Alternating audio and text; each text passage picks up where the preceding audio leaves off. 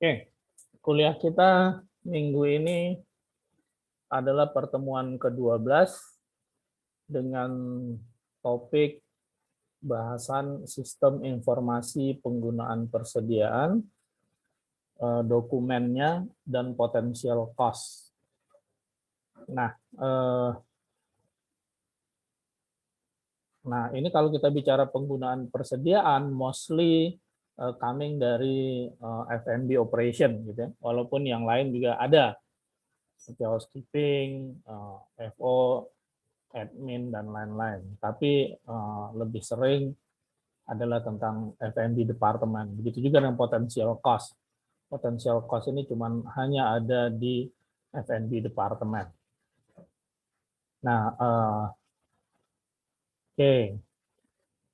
Nah, jadi yang dimaksud dengan persediaan adalah segala macam barang yang menjadi objek pokok aktivitas hotel. Nah, tersedia untuk diolah dalam proses produksi atau dijual. Nah, kalau di hotel kita bicara produksi, itu adalah produksi yang ada di F&B. Ya. Jadi dapur itu memproduksi barang-barang yang ada atau persediaan tersebut untuk dijadikan barang yang siap dijual. Ini misalnya ikan bakar, ayam bakar. Nah, ikan itu bisa di stok, bisa menjadi persediaan. Ayam juga sama. Ya. Jadi begitu diperlukan, barangnya ada begitu. Nah, barang-barang yang lain kalau kita bicara F&B ada yang namanya barang-barang perishable. Ya, perish itu hancur, musnah. Jadi kalau perishable itu artinya kalau di hotel barang yang gampang rusak. Ya, contohnya sayuran. Nah, sayuran itu dibeli sekarang, besok lusa harus dipakai. Kalau enggak sudah rusak. Kalau barangnya rusak menjadi beban biaya, menjadi cost. Ya, menjadi food cost kalau dia makanan. Beverage cost kalau dia minuman. Begitu. Nah, terus ada juga yang namanya dairy. Nah, kalau yang dairy itu adalah produk-produk susu. Susu, keju, dan turunan lainnya. Ya. Terus kalau ada lagi yang namanya groceries. Nah, groceries itu adalah bahan-bahan yang tahan lama, bahan-bahan di dalam kaleng, ya, atau bahan-bahan yang dikeringkan. Nah, kalau kamu jalan-jalan ke supermarket itu, ke apa supermarket ya? Farmers atau yang lain-lain itu pasti udah jelas. Ini bagian groceries, ini bagian dairy, ya, ini bagian perishable, itu pasti ada. Oke. Nah, kalau departemen lain, ya, contohnya FO itu ke gudang meminta barang-barang yang akan mereka gunakan. Kebanyakannya adalah form, ya, formulir-formulir yang sudah dicetak. Nah, formulir yang sudah dicetak itu namanya printed form, ya, printed form. Atau mereka minta barang-barang seperti apa namanya? Istilahnya itu stationeries, ya, minta stationeries. Ya. Stationeries itu pulpen, pensil, alat-alat tulis lainnya. Kalau housekeeping, housekeeping meminta mungkin lebih banyak lagi ya, karena cleaning supplies mereka juga minta alat-alat pembersih atau cleaning equipment, ya, barang-barang untuk alat-alat pembersih. Ya. Tadi terus mereka juga minta apa lagi yang lain? Coba kalau tahu Hisar yang diminta yang diperlukan oleh housekeeping selain yang saya sebutkan tadi. Apa lagi? Atau Agus mungkin barang-barang apa yang diperlukan oleh housekeeping? Kalian saya mau tes. Agus nggak ada juga. Siapa? Triana? Hadir, Pak. Ya, apa barang-barang yang diperlukan oleh housekeeping selain yang saya sebutkan tadi? Tadi saya sudah sebutkan chemical, cleaning equipment, ya. Apalagi yang lain? Yang dibutuhkan housekeeping ya. Ya. Linen-linen gitu nggak sih, Pak? Bukan. Kalau linen itu aset. Yang diperlukan untuk setup kamar aja misalnya. Oh, setup kamar. Apa ya? Apa?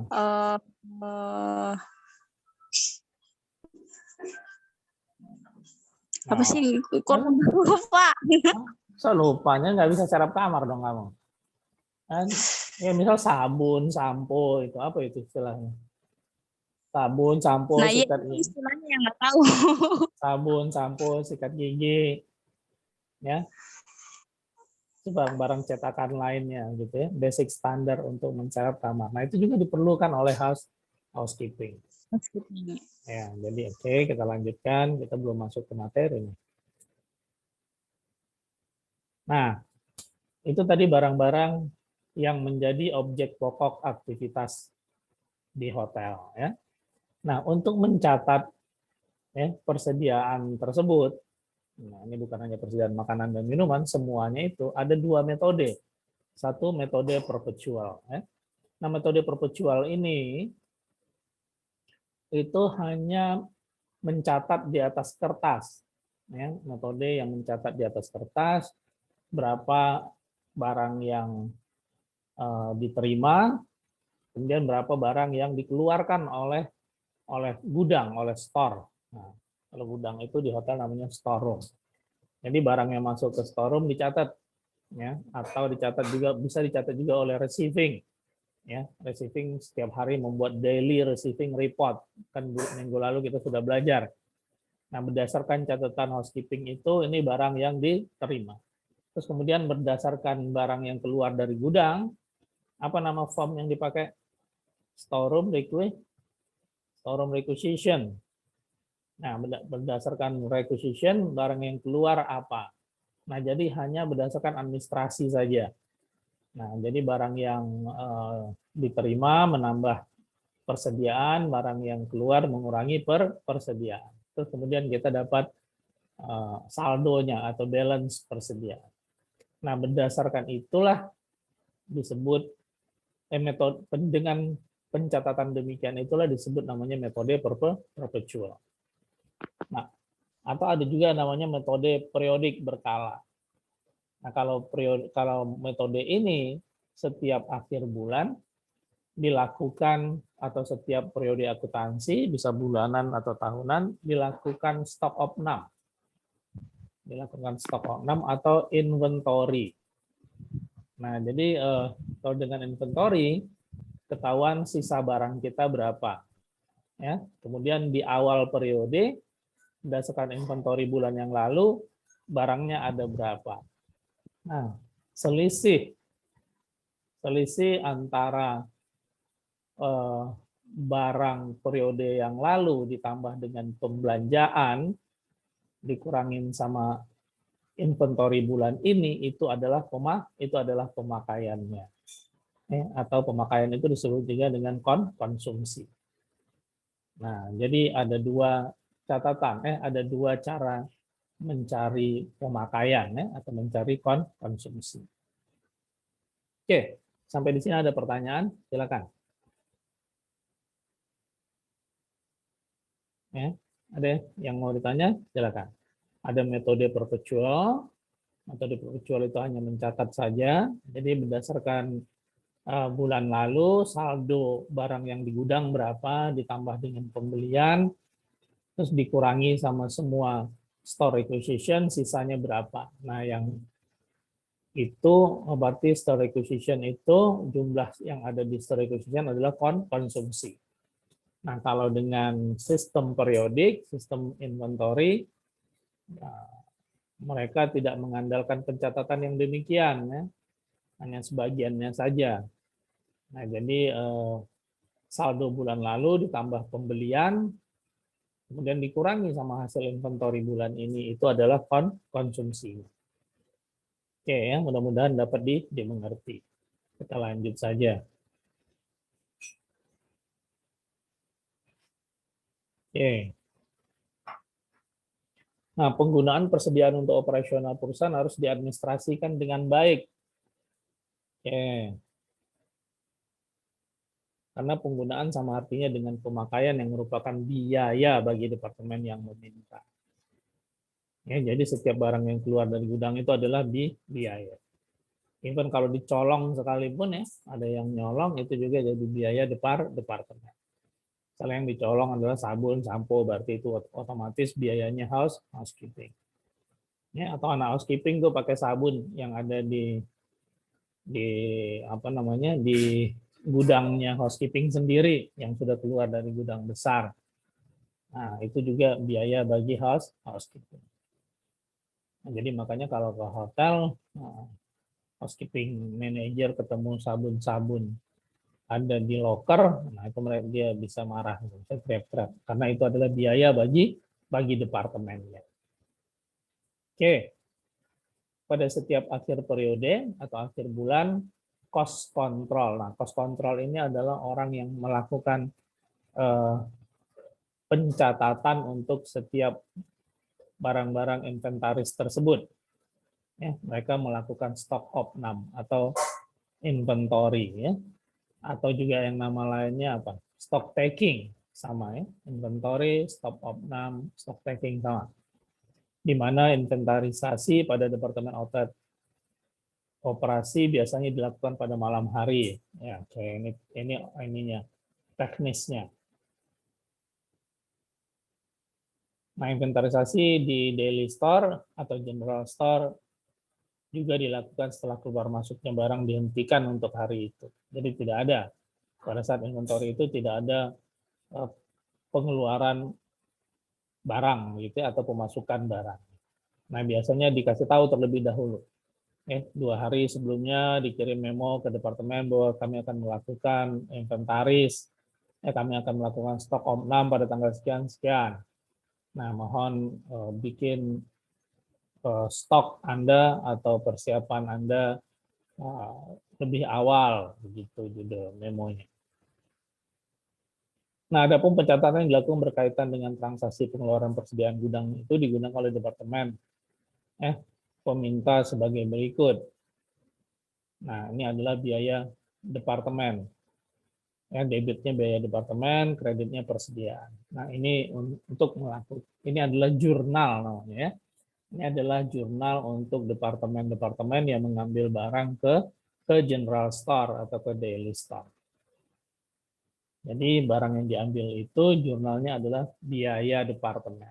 Kreditnya adalah persediaan.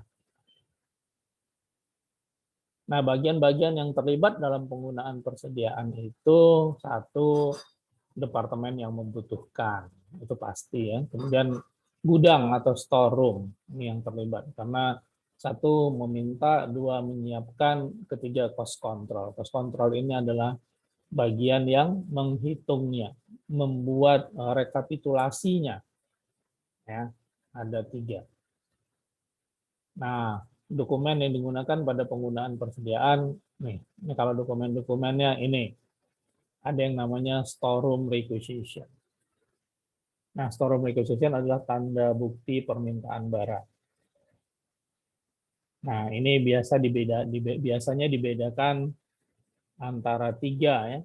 Food sendiri store requisition-nya, terus kemudian beverage sendiri lagi, kemudian ada requisition material dan supplies ya untuk barang-barang tadi apa namanya? Barang-barang yang stationery, printed form, nah itu menggunakan material dan supply. Atau juga sabun, sampo ya yang diperlukan oleh housekeeping itu menggunakan material dan supply. Storeroom requisition dibuat oleh masing-masing departemen, ditandatangani oleh kepala departemennya, ya, diterima oleh bagian gudang untuk menyiapkan. Kalau nggak ada tanda tangannya nggak akan disiapkan, begitu. Atau dikembalikan requisition. Nah, dokumen yang berikutnya adalah bin card. Nah, bin card ini kartu barang. Jadi untuk satu barang satu bin card. Nah, di dalam kartu bin card itu ya ada nama barangnya. Ya, ada catatan barang masuk, masuknya berapa. Ya. Misalnya kalau kaleng ya kaleng, 24 kaleng, barang yang keluar juga begitu. Barang yang keluar, terus di barang keluar ini mungkin dicantumin juga nomor requisition form-nya berapa. Ya, barang yang masuk itu mungkin daily report-nya, daily receiving report yang dibuat oleh receiving itu berapa. Kemudian saldonya berapa. Jadi dengan melihat bin card saja kita tahu barangnya ada berapa, nggak perlu ngecek ke fisiknya. Ketiga ada yang namanya card deck. Nah, kalau card deck ini lebih kurang sama dengan bin card. Nah, cuman dia ada tambahan lagi barang-barangnya itu lebih detail ya. Seperti ukurannya, harga satuannya begitu. Itulah card deck. Nah, card deck juga digunakan sebagai alat kontrol. Satu, jumlah nilai barang yang tersisa di gudang berapa? Karena ada harganya, harga individu. Nah, kedua bisa mengetahui tingkat turnover-nya. Nah, turnover ini adalah tingkat pemakaian barang tersebut. Ya, misalnya dalam 1 bulan turnover-nya berapa kali, gitu. Perputaran barang tersebut, ya, itu bisa berapa kalinya bisa ketahuan ya dari Cardex. Nah, barang-barang dengan turnover yang tinggi itu bagus, gitu. Artinya berarti barang-barang tersebut laku atau okupansi lagi tinggi, begitu. Nah, bisa kita ketahui dengan mengetahui tingkat turnover barang yang ada di gudang. Nah, kalau seandainya turnover-nya tinggi, penjualannya nggak ada, berarti barangnya hilang di tengah jalan, begitu. Oke. Harga alokasi per unit barang bisa ketahuan dari Cardex, jumlah barang yang dikonsumsi untuk kebutuhan juga bisa ketahuan dari Cardex, ya. Mengetahui barang yang jarang dipakai, jumlah barang masuk dan keluar. Oke, sampai di sini ada pertanyaan? Udah banyak itu kuliah saya. Ada yang bertanya silakan, Komarudin.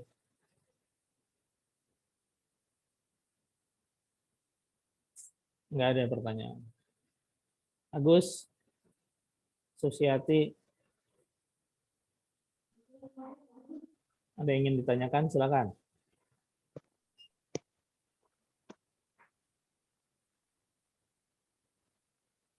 Ada yang mau ditanya? Silakan. Jadi itu adalah mekanisme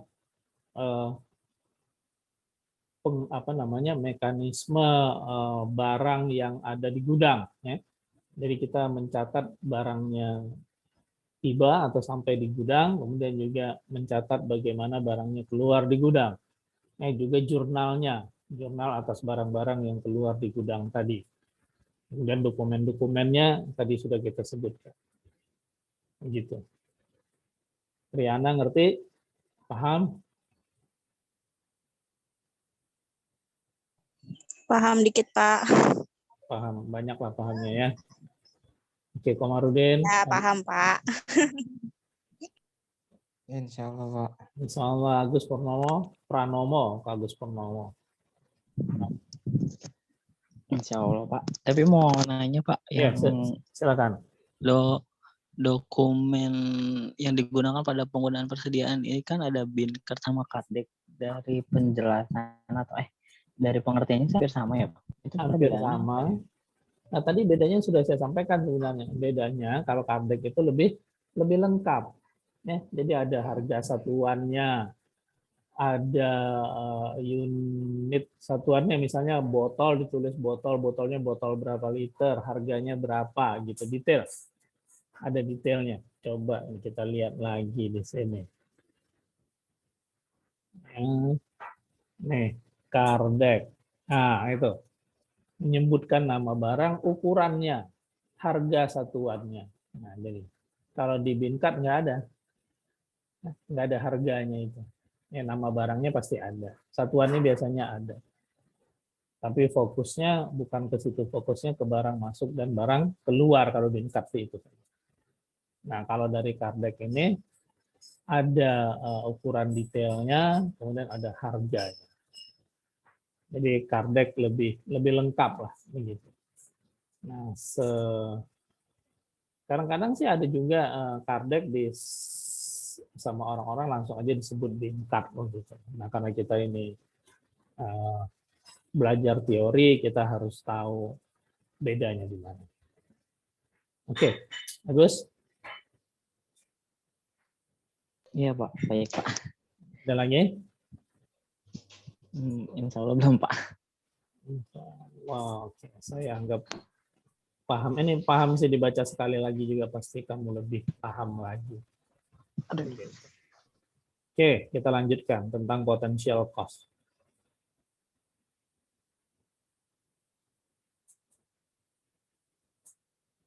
Nah, potential cost. Nah, potential cost ini kalau di teori ini mengatakan bahwa merupakan perkembangan dari sistem point of sales. Nah, mungkin ada yang sudah tahu cash register, tahu? Kamu jalan-jalan ke food court gitu, kan ada cash register setiap kasirnya. Paham ya? Cash register tahu kan? Halo? Wah, kok sepi? Cash register tahu, Triana? Mesin kasir. Paham ya? Omarudin? Paham Pak. Nah, kalau kita jalan-jalan ke food court itu kan ada mesin kasir tuh. Nah, itu namanya cash register. Atau kalau di hotel, cash register itu nggak disebut malah lebih dengan nama point of sales. Ya, jadi namanya point of sales. Nah, itu. Nah, jadi point of sales ini mengeluarkan report. Ya, ada report yang dikeluarkannya, maksudnya jumlah penjualan makanan dan minuman itu pada hari itu berapa, makanannya dipisahin, minumannya dipisahin, totalnya berapa gitu loh. Nah, jadi ketahuan ya total penjualan kita pada hari itu berapa. Nah, itu adalah catatan yang terdapat di point of sales atau cash register. Nah, kemudian dari data itu dikembangkan sedikit lagi, itu yang namanya potential cost. Karena potential cost ini menghitung potensi penjualan dan cost yang dikeluarkan. Nah, potential cost itu dibagi dua, ada beverage, ada food. Nah, kalau beverage biasanya sih bisa langsung dipastikan berapa cost-nya. Karena beverage ini khususnya buat outlet yang tidak menjual koktail, itu gampang sekali karena udah ketahuan. Misalnya Coca-Cola 3 botol. Coca-Cola 3 botol laku itu adalah cost-nya. Ya. Cost-nya itu adalah dari kita beli, modalnya kita. Nah, misalnya soda water gitu. Berapa kaleng yang terjual. Nah, jadi mudah untuk menghitung beverage cost ini. Nah, beda dengan food potential. Kalau food potential ini, karena biasanya makanan itu terjual sudah bercampur. Misalnya gado-gado, ya, ada kangkung, ada bayam, ada kol, ya, ada kentang. Nah, itu terpaksa dihitung satu persatu. Nah, ini cara menghitung potential cost. Nah, kalau minuman seperti yang saya bilang tadi, ya, kuantitinya berapa dikali cost-nya. Cost dalam minuman ini adalah harga beli kita per botol atau per kalengnya. Nah, kemudian kuantitas minuman yang dijual dikali dengan harganya, ya, sama dengan penjualan. Ini kalau untuk mencari harga jualnya, ya, tadi harga beli itu cost. Kalau harga jualnya ya harga jual, jadi menjadi namanya potensial penjualan. Nah, total cost dibagi dengan potensial penjualan dikasih 100%, itu namanya prosentase potensial cost per item. Ya, jadi total cost dibagi dengan total penjualan. Nah, ini contohnya. Ya, misalnya penjualan wedang secang dan kopi jahe pada tanggal 11 Januari. Masing-masing 20 dan 25 gelas. 20 gelas secang, 25 gelas kopi jahe. Biaya per gelas 15.000 dan 20.000. Nah, ini adalah misalnya ini kita yang saset gitu biar mudah ya. Nah, satu sasetnya 15.000. Nah, 20 dikali 15.000 itu adalah cost. 25 dikali 20 itu adalah cost.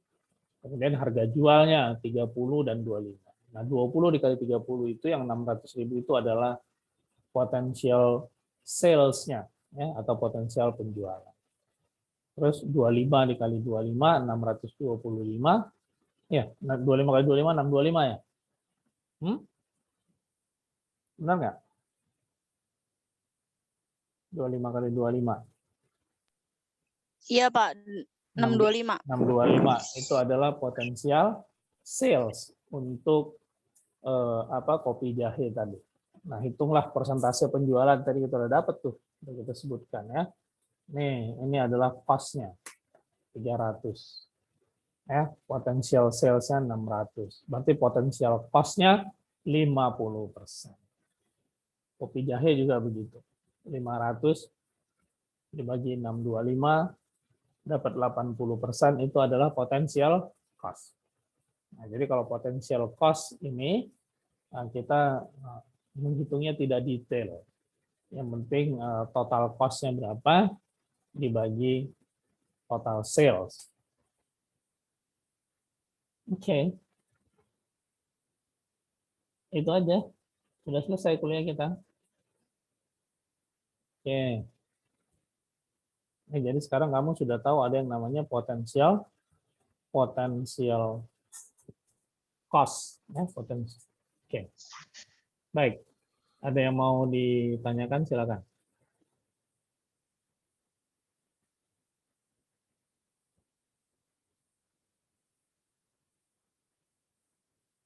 Oke. Pak, mau nanya. Ya, silakan. Kan itu ada storeroom requisition kan ya, Pak ya? Itu Nah. cuma ada 3 kan ya? Storeroom requisition food, beverage, dan material and supplies kan. Nah, kemarin itu kalau nggak salah saya kalau baca di mana sih kemarin itu kalau storeroom requisition meal itu masuknya ke food atau apa, Pak? Meal Iya. makanan. Kamu Berarti baca, ke food ya, Pak ya? Iya, kamu baca di mana tuh? Di mana ya? Lupa Pak kemarin. Ya, kalau meal berarti buat makanan masuk ke food. Kalau meal itu bisa jadi food dan beverage, mungkin digabung. Ya, kalau makan ya apa meal and drink gitu nggak ada. Biasanya sih memang begitu ya, food, beverage, sama material and supplies. Kalau mau ditambahin lagi yang engineering biasanya juga dipisahin. Kalau di teori yang ada di kita ini, itu engineering dimasukin ke dalam material and supplies gitu.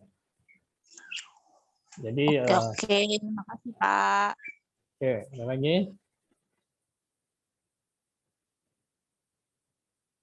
Nah, saya rasa sih potensial cost udah ngerti lah ya.